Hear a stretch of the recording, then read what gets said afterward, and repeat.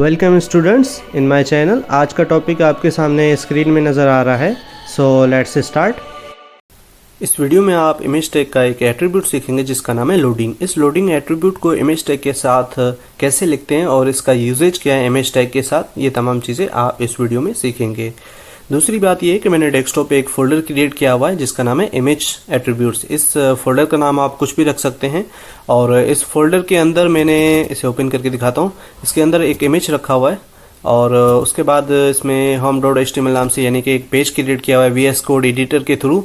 ये जो इमेज है मैंने गूगल क्रोम से डाउनलोड किया है, ठीक है। और इस पूरे का मैं कोड भी दिखा देता हूँ आपको। और तीसरी बात ये कि इस पूरे फोल्डर को मैंने अपने VS कोड एडिटर के अंदर भी ओपन किया हुआ है, ठीक है। तो मैं वो ओपन करके दिखा देता हूँ आपको, ठीक है। तो आप देख सकते हैं ये वही फोल्डर है जो कि अभी मैंने आपको डेस्कटॉप में दिखाया है, ठीक है। तो इसके अंदर ये इमेज है बर्ड वाला और home.html ये पेज क्रिएट किया हुआ है मैंने। और इस home.html नाम से जो ये जो पेज है इसके अंदर मैंने बेसिक कोड लिखा हुआ है HTML का, ठीक है। और इस home.html में मैंने यानी कि ये एक इमेज टैग भी लिया हुआ है जिसके अंदर मैंने एक एट्रीब्यूट पास किया है src वाला, दूसरा alt वाला। src के अंदर मैंने इस इमेज का एड्रेस पास कर दिया है, ठीक है, ये बर्ड वाले का। और alt में मैंने थोड़ा सा टेक्स्ट लिखा है। अगर हमें ये जो बर्ड वाला इमेज है ब्राउज़र में इसका आउटपुट नहीं दिखता, शो नहीं होता, तो उसके बदले में ये जो alt वाला टेक्स्ट है वो शो हो जाएगा। अगर इमेज हमें दिख जाता है ब्राउज़र के आउटपुट में तो ये जो alt वाला टेक्स्ट है खुद ब खुद हाइड हो जाएगा, ठीक है। तो इस पूरे कोड का मैं आपको आउटपुट भी चेक करा देता हूँ। उसके बाद जो है हम लोडिंग एट्रीब्यूट को देखते हैं, ठीक है। तो ब्राउज़र ओपन करता हूँ तो कुछ इस तरह से इसका आउटपुट है जो कि मैंने अभी सारा कोड जो भी आपको दिखाया है home.html नाम से जो पेज है उसके अंदर जो भी कोड है और इमेज जो है वो यहाँ पर दिखाई दे रहा है आपको, ठीक है। तो वापस आते हैं VS कोड एडिटर के अंदर। तो ये पूरा जो alt वाला एट्रीब्यूट है ना, इसके बाद थोड़ा सा आप स्पेस दें और यहाँ पर जैसे आप एलो लिखेंगे तो लोडिंग वाला जो एट्रीब्यूट है उसका हिंट आ जाएगा और आप कीबोर्ड के थ्रू एंटर प्रेस करेंगे तो इसका जो एट्रीब्यूट है खुद ब खुद पूरा क्रिएट हो जाएगा, ठीक है। तो मैं कीबोर्ड के थ्रू एंटर प्रेस करता हूँ तो आप देख सकते हैं लोडिंग एट्रीब्यूट जो है वो क्रिएट हो चुका है यहाँ पर। और यहाँ हिंट में इसके दो वैल्यू आ रहे हैं, एक इगर दूसरा लेजी। इन दोनों का क्या काम होता है वो भी अभी देख लेते हैं।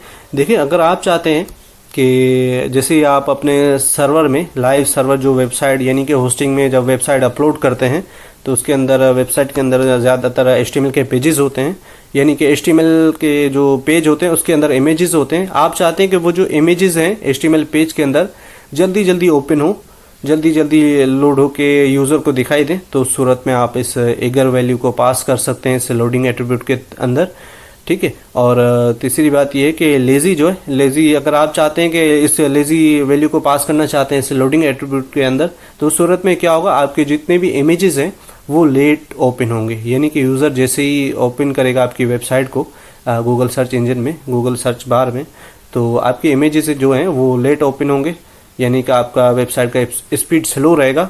अगर आप चाहते हैं कि आपकी वेबसाइट फास्ट रन हो गूगल सर्च इंजन में और आपके इमेजेस जल्दी जल्दी ओपन हो तो आप इगर यूज़ करेंगे। अगर लेट ओपन हो आपके इमेजेस या आपकी वेबसाइट लेट रन हो तो उस सूरत में आप लेज़ी यूज़ कर सकते हैं, ठीक है। तो इन दोनों में ये फ़र्क है। और तीसरी बात ये है कि ये जो लेज़ी वाला जो वैल्यू है ना, इसको लोडिंग जो लोडर आइकन होते हैं ना, जैसे आपने अक्सर देखा होगा कि बहुत सारी वेबसाइट में जैसे आप उनको वेबसाइट की यानी कि उनकी वेबसाइट को सर्च करते हैं तो वेबसाइट को सर्च करने से पहले यानी कि वेबसाइट जब ओपन हो रहा होता है तो ओपन होने से पहले एक लोडर आइकन दिखाई देता है, यानी कि वेबसाइट पहले लोड हो रहा है उसके बाद आपको उसका पूरा व्यू दिखाई देगा। तो उस सूरत में ये लेज़ी एट्रीब्यूट को यानी कि इस लेज़ी वैल्यू को इस लोडिंग एट्रीब्यूट के अंदर पास किया जाता है, ठीक है। तो बहरहाल फिलहाल मैं इसका यूजेज आपको दिखा देता हूँ। इसमें ये इगर वाला यूज़ करके यानी Ctrl+S करता हूँ। उसके बाद मैं थोड़ा सा इसका रियल लाइफ का एग्जांपल दूंगा इस लोडिंग वाले का, लोडिंग एट्रीब्यूट का, फिर आपको 100% क्लियर हो जाएगा, ठीक है। तो हम आउटपुट में आते हैं। यहाँ रिफ्रेश करता हूँ तो यहाँ पर कुछ फ़र्क नहीं दिखाई दे रहा है आपको, ठीक है। वापस आता हूँ मैं अपने कोड एडिटर के अंदर और यहाँ पर मैं लिखता हूँ लेज़ी, ठीक है। और यहाँ पर मैं Ctrl+S करता हूँ और फिर दोबारा ब्राउज़र में जाता हूँ, यहाँ रिफ्रेश करता हूँ तो यहाँ पर भी कुछ फ़र्क नहीं पड़ रहा, ठीक है। तो यहाँ पर लोडिंग का जो ये एट्रीब्यूट है, यहाँ पर आपको इसका ऑफलाइन सर्वर, यानी कि ऑफलाइन में अभी हम काम कर रहे हैं ना, कोई भी सर्वर में हम काम नहीं कर रहे हैं, तो यहाँ पर इसका कुछ खास फ़र्क आपको नज़र नहीं आएगा।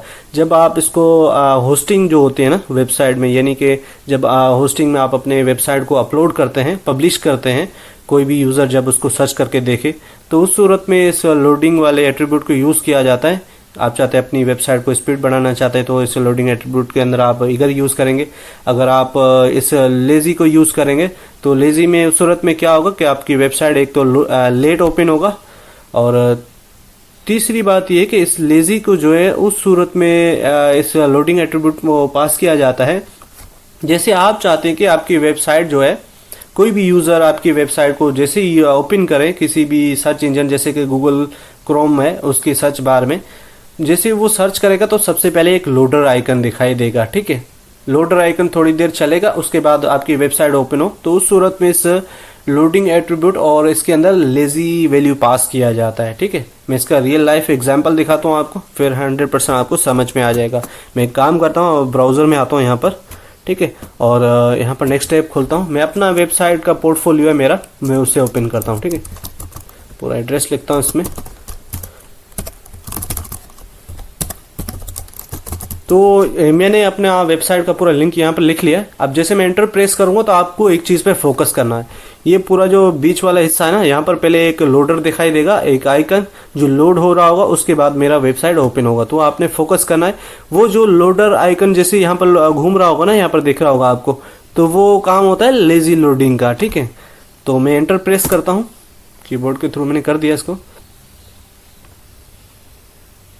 तो आप देख सकते हैं ये लोडर यहाँ पर दिख रहा है आपको, ऊपर से एक टेक्स्ट भी दिख रहा है और यहाँ पर लोडर भी दिख रहा था आपको। ठीक है, तो ये सारा कमाल हो रहा था आपके लोडिंग लेज़ी के थ्रू। ठीक है, और इससे लोडिंग लेज़ी के थ्रू ये सिर्फ यहाँ तक काम नहीं इसका ख़त्म होता, क्योंकि आगे जब जावा आप सीखेंगे ना तो इस लोडिंग लेज़ी को आप जावा के साथ यूज़ करेंगे। ठीक है, फिलहाल ये लोडिंग एट्रीब्यूट जो था ये इस HTML का हिस्सा था, तभी मैंने समझा कि आपको इसके बारे में बता दूँ, ताकि जब आप जावा पढ़ें तो इस लोडिंग एट्रीब्यूट इस जो इमेज के अंदर आ रहा है इसको आप इजीली यूज़ कर पाएँ। ठीक है, मैं एक और अपना एग्जांपल दिखा देता हूँ। मैंने अपने पोर्टफोलियो में जितनी भी इमेजेस है मैंने, यानी कि इस लोडिंग एट्रीब्यूट को मैंने यूज़ किया हुआ है।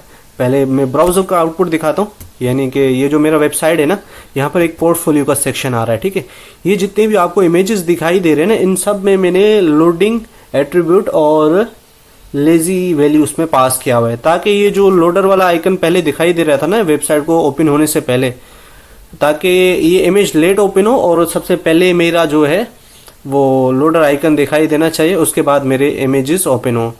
और चौथी बात मैं ये बताना चाहता हूँ आपको, देखिए इमेजेस जो होते हैं ना, सबसे ज़्यादा वेबसाइट को ओपन करने या टाइम कंज्यूम करते हैं ये इमेजेस की वजह से जो है बहुत सारे वेबसाइट जो है लेट ओपन होते हैं, इनके साइजेस ज़्यादा होते हैं। तो इस वजह से जो है इस इमेज को जो है ये लोडिंग एट्रीब्यूट इसलिए भी यूज़ किया जाता है कि ये जो इमेजेस जितने टाइम ले रहे हैं ना, इनका टाइम थोड़ा सा कंज्यूम हो और इसे लोडिंग एट्रीब्यूट के अंदर इधर यूज़ किया जाए ताकि वेबसाइट जल्दी जल्दी ओपन हो। लेकिन बहुत सारे डेवलपर हैं जो कि लोडिंग एट्रीब्यूट यूज़ करते हैं, उसके अंदर लेज़ी वैल्यू पास करते हैं ताकि उनको अपने वेबसाइट में जो है लोडर आइकन दिखाना है ओपन करने से पहले। ठीक है, जिस तरह मैंने किया हुआ है, मैं अपना पोर्टफोलियो दिखा देता हूँ आपको। ठीक है, कहाँ गया? ठीक है, ये मेरा पोर्टफोलियो। ठीक है, मैं इसे ओपन करता हूँ। अभी मैंने आपको ये पूरा जो ये सेक्शन दिखाया था ना पोर्टफोलियो वाला, ठीक है, इस सब के अंदर मैंने आपको बताया कि मैंने लेज़ी लोडिंग एट्रीब्यूट उसके अंदर लेज़ी वैल्यू पास किया हुआ है, तो उसका कोड दिखाता हूँ। ये जो पूरा जितना भी दिखाई दे रहा है आपको, ठीक है, तो ये मेरा कोड है पोर्टफोलियो का। ठीक है, मैं इसे थोड़ा सा जूम इन करता हूँ, ठीक है, आपको सही दिखाई दे। ठीक है, तो आप देख सकते हैं ये पूरा मेरा एक इमेज टैग है। ठीक है, इसके अंदर मैंने जो है ये लोडिंग लेज़ी वाला जो है यूज़ किया हुआ है। ठीक है, यानी कि लोडिंग एट्रीब्यूट यूज़ किया है, उसके अंदर वैल्यू पास किया हुआ है लेज़ी, ताकि लोडर जो आइकन है वो पहले ही दिखाई दे, उसके बाद सारे इमेज लोड हो। ठीक है, तो इस वजह से इस लोडिंग एट्रीब्यूट को यूज़ किया जाता है। और जो जावा की बात मैं कर रहा था वो भी आपको मैं बता देता हूँ। मेरे मेन पेज जो है यहाँ पर इंडेक्स वाला, उसमें मैं दिखा देता हूँ आपको। देखिए यहाँ पर मैंने कहाँ गया ये, ठीक है, ये जो है ना ऑन लोड, जैसे ही मेरा ब्राउज़र जो है लोड होता है ना, यानी कि मेरा ये जो वेबसाइट लोड होता है, तो लोड होने के दौरान क्या होता है कि सबसे पहले वो लोडर दिखाई देना चाहिए, उसके बाद जो है मेरा ये सारे इमेजेस जो हैं ये दिखाई देना चाहिए यूज़र को। तो इस तरह का ये रियल लाइफ का एग्जांपल मैंने आपको बताया है कि इस तरह लोडिंग को जो है, इस लोडिंग एट्रीब्यूट को इमेज टैग के साथ यूज़ किया जाता है। आई होप कि आपको जो है ये समझ में आ गया होगा। ये जो लोडिंग एट्रीब्यूट है, मैं दोबारा उसी कोड को ओपन कर रहा हूँ, ये वाला आपको समझ में आ गया होगा। रियल लाइफ में जब आप जावा पढ़ लेंगे तो उसके बाद जो है आप इजीली जो है इस लोडिंग एट्रीब्यूट, ये जो लोडिंग एट्रीब्यूट है इमेज टैग का, इसको इम्प्लीमेंट कर पाएंगे, यानी कि वो लोडर दिखा पाएंगे, जो कि मैंने अभी आपको जावा का कोड भी दिखाया है और इस लोडिंग एट्रीब्यूट वाला का भी, ठीक है।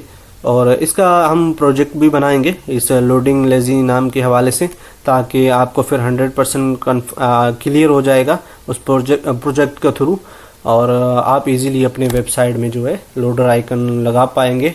और बहुत सारी चीज़ें मैं वो भी इस, यानी कि मेरा टारगेट जो है कम से कम 20 लैंग्वेजेस का है मेरे इस चैनल में। आपको मैं यूँ समझ लें कि एक कंप्लीट वेब इंजीनियर बना लूँगा, ठीक है। बस दुआई देते रहें, और बाकी जो है हम अब इस वीडियो को क्लोज करते हैं, ठीक है। स्टूडेंट्स, अगर आपको कुछ भी समझ में ना आया हो तो आप कमेंट बॉक्स में क्वेश्चन पूछ सकते हैं टॉपिक के रिलेटेड, और मुझे जैसे टाइम मिलेगा मैं आपको रिस्पॉन्स कर दूंगा, ठीक है। आज के लिए इतना काफ़ी है। बस अगली नई आने वाली वीडियो सीरीज़ में हम HTML के बारे में मज़ीद पढ़ेंगे, और अपना और अपने इस चैनल का भी ख्याल रखिएगा। टेक केयर, मिलते हैं नेक्स्ट वीडियो में।